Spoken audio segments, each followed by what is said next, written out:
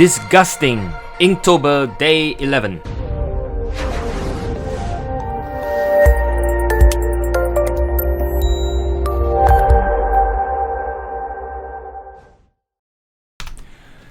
As usual, I begin with light drawing with my Palomino Black Wing pencil. I try not to make too dark a mark, but as you can see, it's just veined, sort of slightly visible on the video. But just make sure that it's not too much of drawing lines. You know, you don't really want to have to erase it later.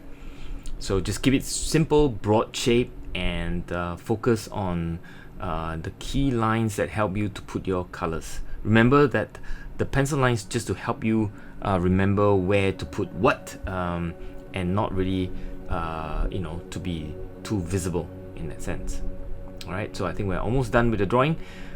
First thing, we will basically put some of the darker sort of spots, if you like. I try to put in the shadow underneath the cap, and I don't really want to draw everything on the cap. It's just too much detail, maybe even distracting, if you like, right?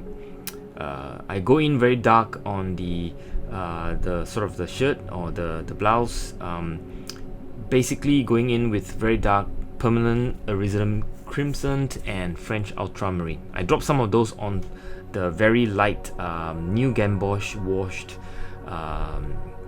for the cap, just for some texture. For the hair, I use Queen Burnt Orange dab in with a bit of French ultramarine, basically just to give it a bit of like lines and so on. But I don't try to draw every hair. It's basically capturing the whole bundle, if you like. Just remember that in watercolor, on the edges you might want to just have some lines, but in the middle you can more or less keep it as a blob, if you will. Alright, so now I begin with a bit of the shadow with blue, cobalt, and a bit of queen rose dabbed in. That's just for the shadow beneath the chin, as well as the next to the cheek. You can see that I try to capture the shadow.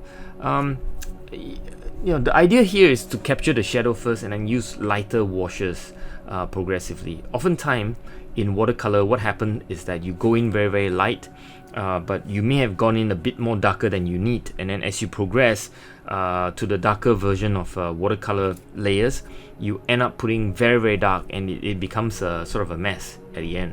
So in this case, I try to get the mid-tone here right. If I get the mid-tone right, then as I wash it down with water, I will keep in mind that I need to have it lighter. So it's always relative, one spot against the next. A bit of red on the cheek, hopefully that shows up, I'm not sure. Watercolor always tend to dry a little bit more lighter than when it's wet. If it looks right when it's wet, it's wrong. Right, that's the common saying with the watercolorists. Now the idea is to just play with it. Remember, don't draw with your brush. Watercolor is really about puddles, right? So you are really putting in puddles after puddles of water. If it dries, then you just gotta wet the paper again, and again it's a puddle. You're putting pigments into puddles, right? Think of it that way, right? You're not drawing with your brush, if you like. If you do, then it becomes all dry ink sort of style, and it's not very good. It's not a beautiful style of watercolor, so to speak, right? If you dry ink or dry brush all the way from beginning to the end, you need to have a mixture of dry ink, dry pigments, dry brush on dry paper, as well as wet on wet. That's probably the most beautiful watercolor. You do need to have water activating the pigment and have it sort of in a way diluting the pigment down, or flow.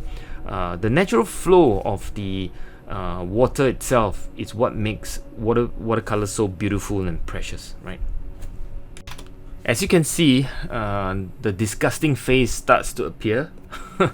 Well, that's so intense. I think this Inktober, I've really enjoyed it. I didn't feel the pressure of trying to use too much ink or just black ink, although I still like that medium.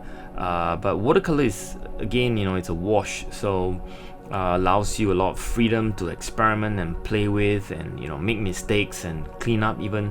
Of course, it's very hard to clean up once the watercolor is dry, but while it's wet, it's still possible to do a bit of editing and cleaning up if you make mistakes. So I always say don't be afraid to make mistakes. Just go at it, and the worst thing is throw it away and start again, right? No harm, right? After all, it's all about having fun and enjoy the process, and not so much worry about the outcome. Far too often for beginners, when you worry all about the outcome, what happens is that your painting becomes stiff, becomes rigid, and it loses the sense of freshness, if you like. So I highly encourage you to just let it go, have fun. If you make mistakes, do another one. Keep going, right? At the end of the day, we have 10,000 bad painting and sketches in all of us. The sooner you get rid of them, the better it is. Now I'm just putting a bit of light touch onto the teeth, the chin, underneath the chin shadow. All the while I'm watching out for the so-called value, right? If the value is right, the color can be wrong, it doesn't matter. The painting will kind of work, right? Putting in the next bit, the hand holding the cap. I think the disgust look is more or less there. I don't aim to have a perfect painting. It's just a sketch. I like to just do 10, 20, 30 minutes sketch, so that I can put it into a part of my lifestyle on a regular basis, if not daily, at least weekly, a couple of times. And I think for most of us who are working full-time, it's very hard, right, to do art. And I highly encourage you to just keep going, because it is in the keeping going that you continue to improve, right? So if you like this sort of tutorial, this sort of art that I do, or in the Inktober series, follow my Instagram, my YouTube, my Facebook, and I hope you have a lovely day. And if, like I said, like this video, please smash the like button, and if you like this sort of videos, please subscribe. Do consider to subscribe to my channel. Thank you very much for your time, and I hope you enjoy yourself and peace wherever you are. Bye.